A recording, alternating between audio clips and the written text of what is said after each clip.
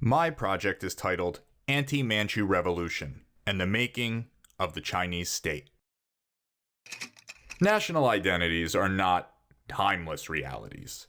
They are the products of social and historical processes.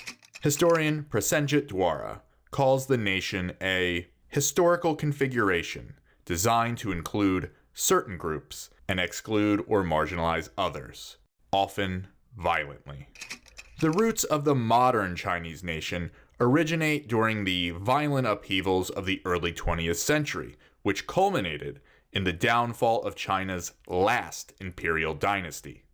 The Qing state ruled over a vast, multi-ethnic empire and maintained its authority through different administrative systems tailored to each distinct region. This research focuses on two ethnic groups: the majority Han population and the Manchu ruling class. It was previously believed that this small Manchu minority assimilated or was Sinicized into the Han Chinese population. Despite this theory, ethnic distinctions continued to be significant into the 20th century. Advocates of constitutional reform repeatedly called for the dismantling of the ethno-hierarchy so that the country could unite as a single, quote, yellow race. Revolutionaries, however, advanced a different vision of the Chinese nation. Revolutionaries called for a racial revolution, in which the Han would gain their independence from the Manchu. My research surveys a range of overseas Chinese language newspapers.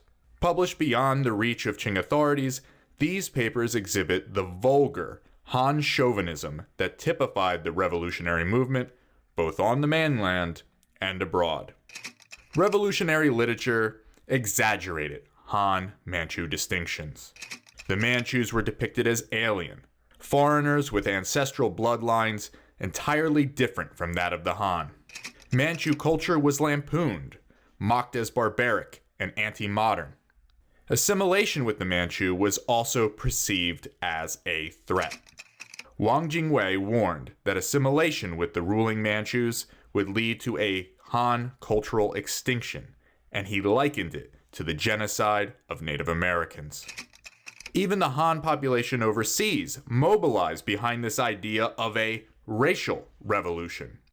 They formed political organizations throughout the diaspora, many of which promoted a violent agenda. One organization, the Young China Party, was responsible for the attempted assassination of Manchu Prince Zhaixun in Oakland, California. The assailant, a US-born citizen, later confessed his motive to authorities.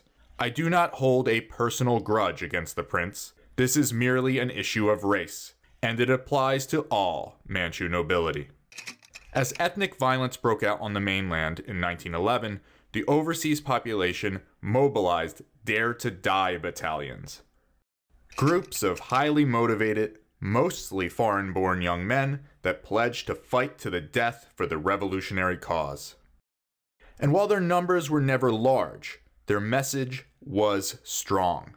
As one Dare to Die wrote, "I would rather be a Han ghost than be a Manchu Qing slave." But the fall of the Qing Dynasty did not result in a Han ethnic state, as revolutionaries had hoped.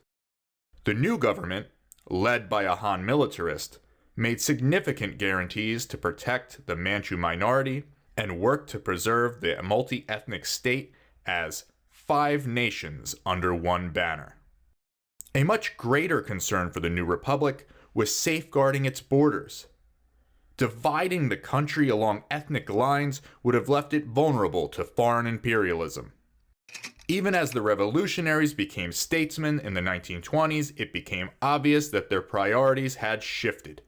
The earlier rallying cry of racial revolution, of vengeance against the Manchus, of the creation of a Han state, that rhetoric slowly faded from the political narrative.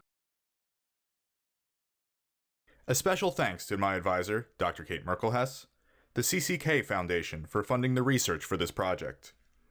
I would also like to thank my family and loved ones for their support this semester, particularly my partner May, My mom and dad, and my grandpa.